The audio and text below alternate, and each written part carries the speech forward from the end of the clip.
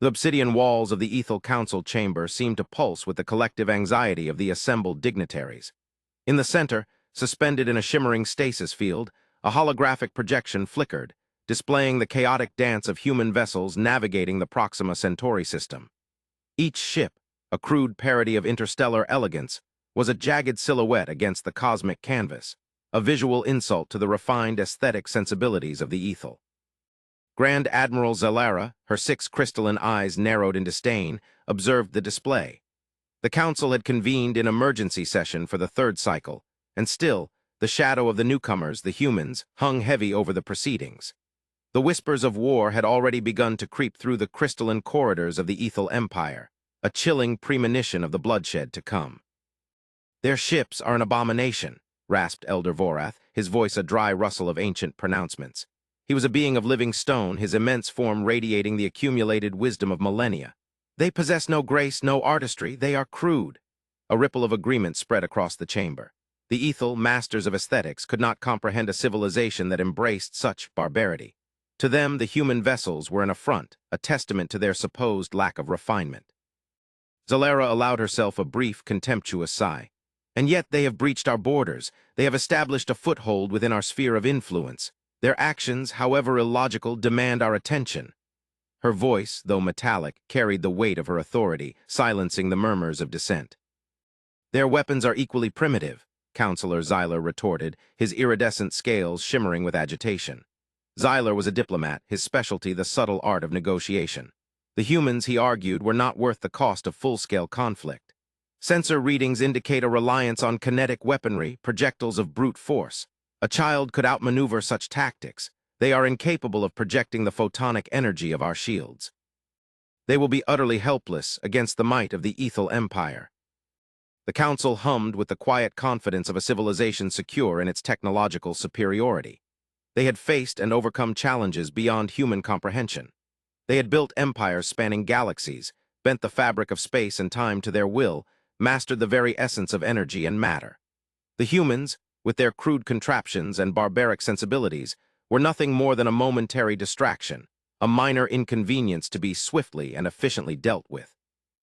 Zalara found herself agreeing with Xyler, but a prickling unease lingered at the edge of her awareness, a feeling she could not quite define. The humans' unpredictability, that was what troubled her most. Their lack of sophistication, their apparent technological inferiority, seemed to be a deliberate act, a carefully constructed facade.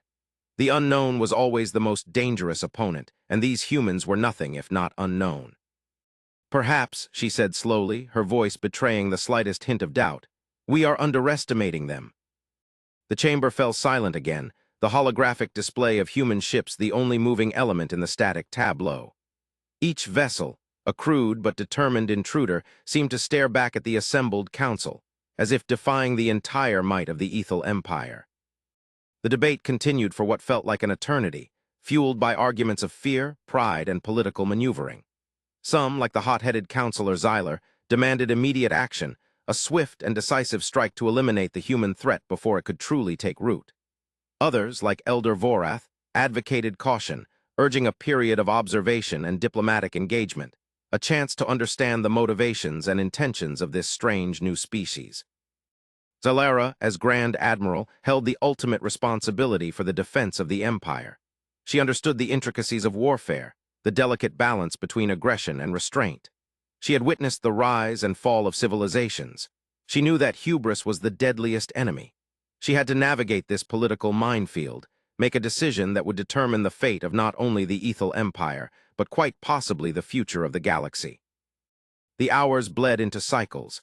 The holographic display of human vessels remained unchanged, mocking the deliberations of the Council with its silent and relentless presence. Finally, Zalara made her decision. "We will attempt communication," she announced, her voice resonating through the chamber. "We will extend a hand of diplomacy." A wave of murmurs rippled through the chamber. Some were relieved, others were indignant. Xyler looked as if he was about to explode. Diplomacy with savages? The very idea was an insult to the Ethel Empire, but protocol was the protocol. "Let the communication be initiated," Zalara commanded, "and let us pray that these humans understand the consequences of their actions." The communication attempt was a diplomatic disaster. The Ethel's first message, a complex symphony of light and sound designed to convey the principles of galactic law and the inevitability of Ethel dominance, was met with complete silence. The humans did not respond. The humans, in their ignorance, or perhaps their arrogance, had remained silent. The council members exchanged anxious glances. The failure of the first attempt only fueled the tension. The humans seemed indifferent. Were they unaware of the gravity of the situation, or did they possess some hidden weapon, some unknown power that they were unwilling to reveal? Then the humans responded, not with a diplomatic overture, not with a declaration of intent. They sent a message, a simple, crude transmission, devoid of any pretense, any attempt at elegance or sophistication. It contained a single word, repeated over and over, pulsing across the comms channels in a way that defied Ethel protocols. "Greetings," it said. The message was repeated, and then repeated again. "Greetings," it repeated. The Ethel linguists were immediately set to work, analyzing the message for hidden meaning, for any indication of their true intentions. Did it imply aggression?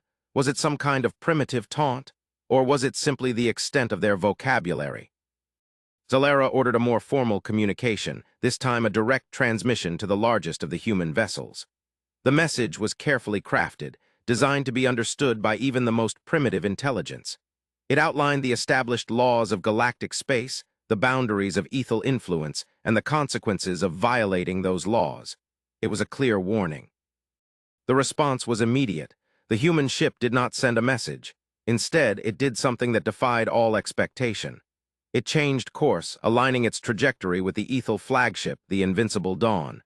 This single act sent a jolt of alarm through the council chamber. The humans were approaching. The council erupted into chaos. Xyler, sensing an opportunity to press his hawkish agenda, called for immediate action. Elder Vorath, his voice trembling, warned against rash decisions. Zalera, attempting to maintain her composure, ordered the activation of defensive protocols, the raising of energy shields, and the deployment of interceptors. The holographic display showed the inexorable advance of the human vessel, its crude form a chilling premonition of conflict. As the human vessel drew closer, the Ethel sensors began to reveal their secrets.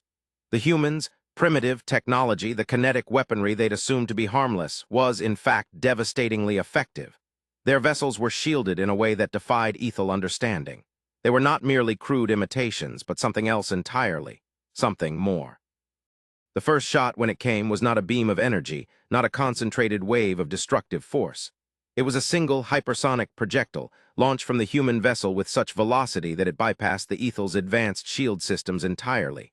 The impact was not a flash of light, not an explosion of energy. It was a physical rupture. The projectile tore through the hull of the Invincible Dawn, causing a catastrophic breach. The human ships had fired first. The council chamber erupted into pandemonium. Sirens blared. The holographic display flickered wildly as the Invincible Dawn began to list. The image of the human vessel, no longer an object of derision, but a terrifying harbinger of destruction, filled the screen. The Ethel forces, caught off guard, struggled to respond. Their sophisticated weaponry, their elegant ships, proved surprisingly vulnerable against the human onslaught. The humans, it turned out, were not lacking in technology, but possessed a different kind of technology. Technology that emphasized practicality over aesthetics, that valued raw power over refinement, and that proved, in the crucible of combat, to be devastatingly effective. Zalera, her mind racing, took control of the situation, ordering an immediate counterattack. She had to learn. She had to understand. She had to survive. The engagement began. Beams of pure energy clashed against hypersonic projectiles. The Ethel's advanced shields buckled under the barrage of the human weapons. Ships were destroyed, their crystalline hulls shattered by the onslaught. The Ethel, so certain of their superiority, were suffering their first, and what would undoubtedly be the most shocking, casualties. In the midst of the chaos, a human transmission came through. It was not a demand for surrender, not a boast of victory. It was a simple, clear message addressed to the surviving members of the Ethel Council. "We are here to negotiate." The message shocked the Council into silence. See, the humans, with their primitive weapons, had brought the mighty Ethel Empire to its knees. And now, they wanted to negotiate. Zalera, her face grim, found herself in the very same council chamber, but now the holographic display showed a different scene. A damaged but still defiant human ship, its form a scarred testament to the conflict. Across from her, seated at the negotiating table, were three humans. They were an odd assortment, clad in utilitarian uniforms, their expressions unreadable. "I am Commander Eva Rostova," one of the humans stated in perfect Ethel, her voice calm and steady. "These are my colleagues, Dr. Jian Li and Admiral Marcus Cole." Eva Rostova, as it turned out, was the commander of the human forces. Jian Li was a scientist, tasked with explaining the humans' scientific principles. Marcus Cole was the diplomatic lead, and it was he who spoke next. His voice held a surprising depth, a quiet authority that belied his human form. "We did not come here to destroy, we came to understand." Zalera could not help but feel a flicker of respect. Despite the initial violence, the humans' conduct had been orderly.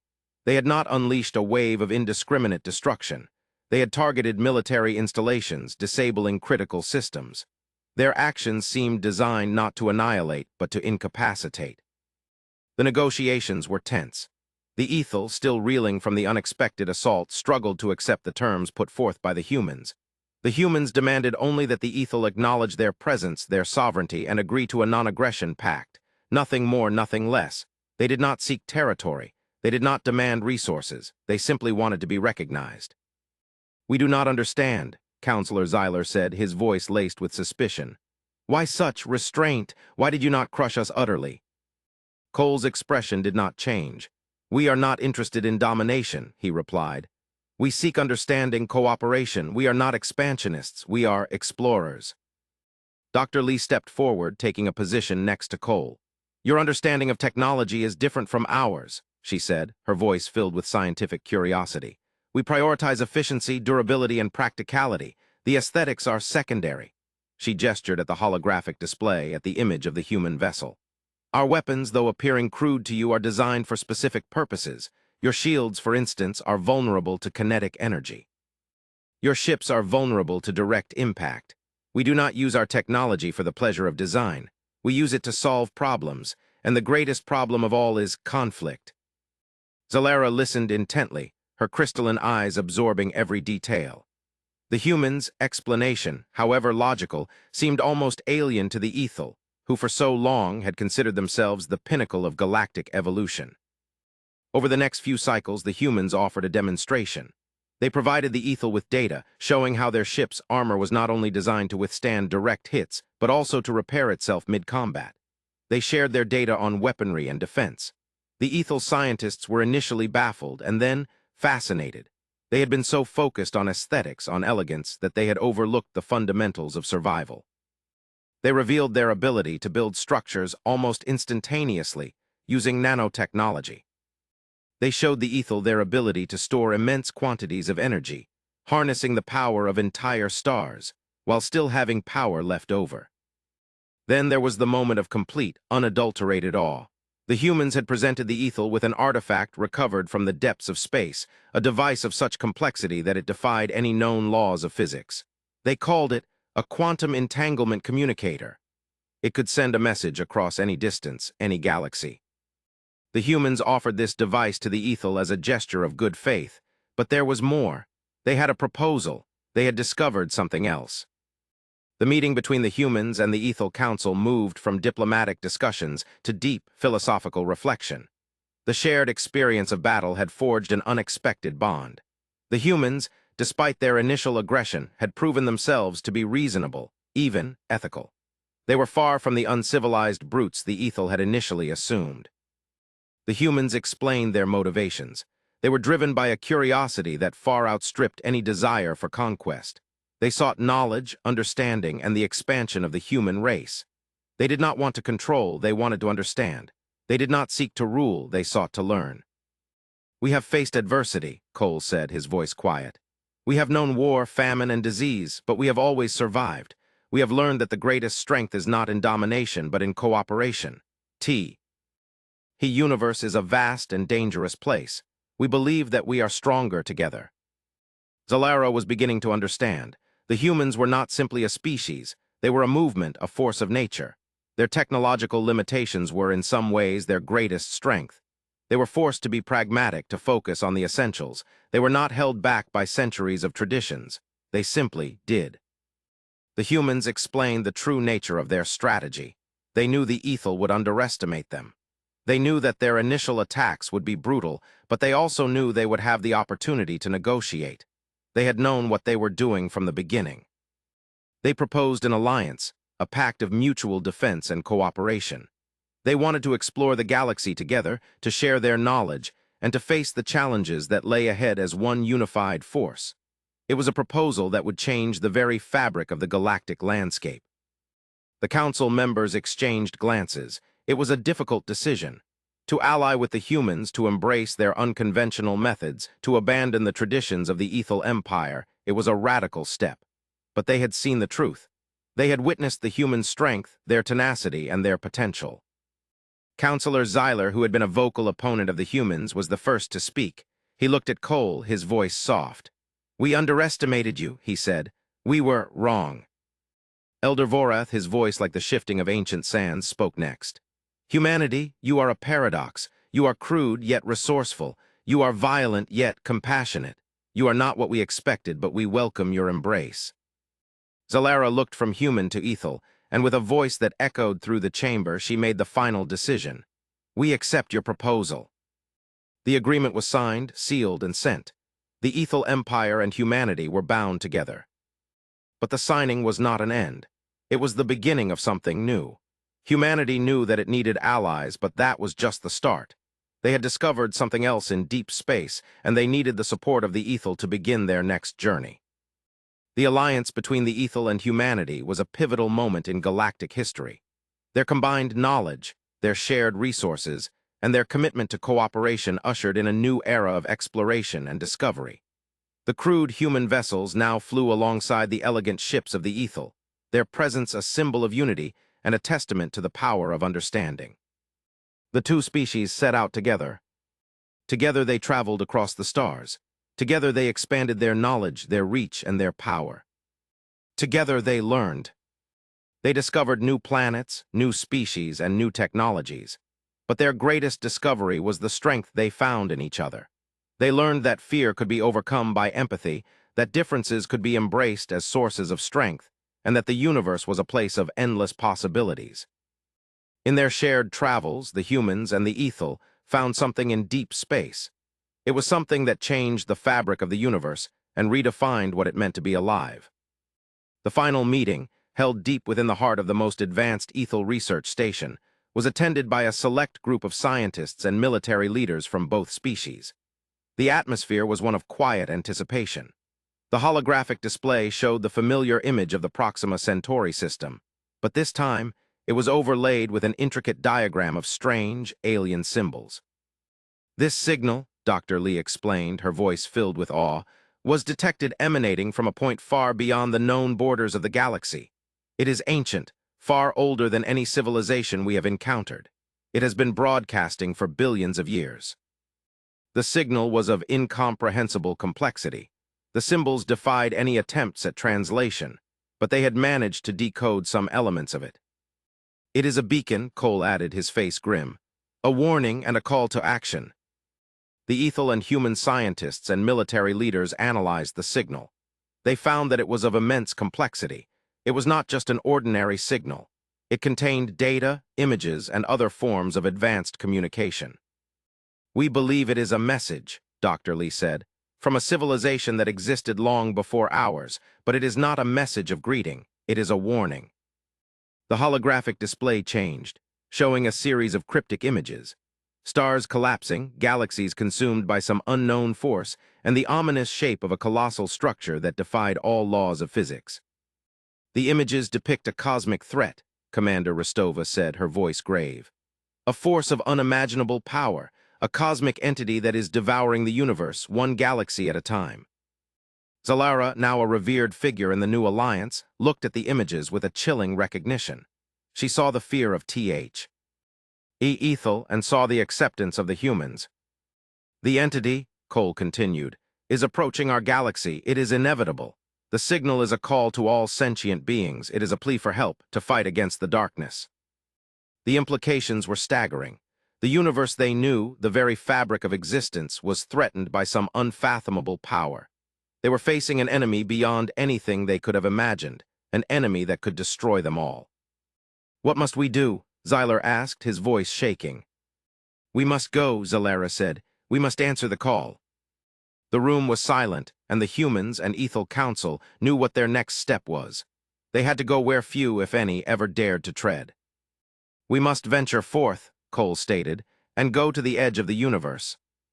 It was the most dangerous mission that either the Ethel or the humans had ever undertaken.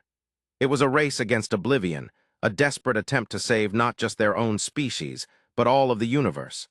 They would need a new alliance of all sentient life to defeat this enemy. Their journey would take them to the depths of space, through treacherous nebulae and black holes.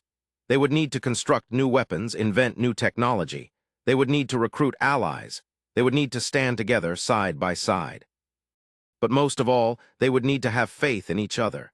They would have to use their combined understanding to see what was out there. They would need to remember the lessons they had learned. They would need to remember their past, their conflicts, and their agreements. They would need to remember that even in the darkest of times, there was always hope. The final scene took place on the bridge of a massive combined fleet, the culmination of the alliance between the Ethel and humanity. The bridge, a symphony of light and shadow, was a testament to the technological prowess of both species. The holographic displays pulsed with data, showing the vastness of space, the unknown threat that lay ahead, and the faces of the humans and the Ethel united. Zalera, standing at the command center, surveyed the scene. She saw the elegant ships of the Ethel, the functional vessels of the humans, and all kinds of other vessels from all over the known galaxy. Cole stood beside her. His face was a mask of determination. "We stand ready, Grand Admiral," Cole said, his voice quiet. "We are," Zalera replied, "ready to meet our fate." On the holographic display, the image of the approaching cosmic entity flickered. Its form was incomprehensible, but its intent was clear: destruction. Ristova's voice came over the comms.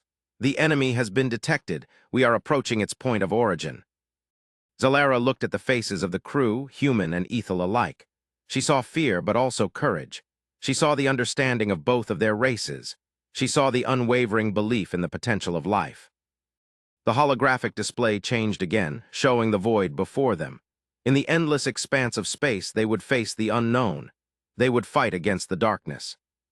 "Prepare for battle," Zalera commanded, her voice ringing out across the bridge. The fleet responded with a unified roar, a chorus of defiance. The ships shifted, aligned, and prepared to enter the void. The countdown began. 5. The bridge was filled with a tension that was thick and all-encompassing. No one said a word. The crew was ready. They all knew what lay ahead. 4. The Ethel and humans, side by side, stood ready. They knew that there were challenges ahead. They knew that there might be pain, but they also knew the value of their bonds, and they were willing to do anything. 3. They remembered their shared history. They remembered their conflicts. They remembered their agreements. They remembered the times where they had failed. They remembered the times where they had succeeded. 2. The crew steeled themselves, prepared for the battle of their lives. They had seen so much already. They had come so far. Now it was up to them to fight. 1. The fleet surged forward. In the final scene, the screen went black. The humans and Ethel faced the darkness together. And as the darkness loomed before them, they knew that their story was far from over. Their alliance was only just beginning. The universe would have to bend or break to the will of humanity. The humans, with their primitive weapons, had fired first, and in doing so had sparked a conflict that would change the galaxy forever. They had shown the Ethel that their understanding of the universe, and of each other, was far from complete. Now they were on the cusp of an adventure that would reveal the true meaning of their alliance. Their battle, their journey, had just begun.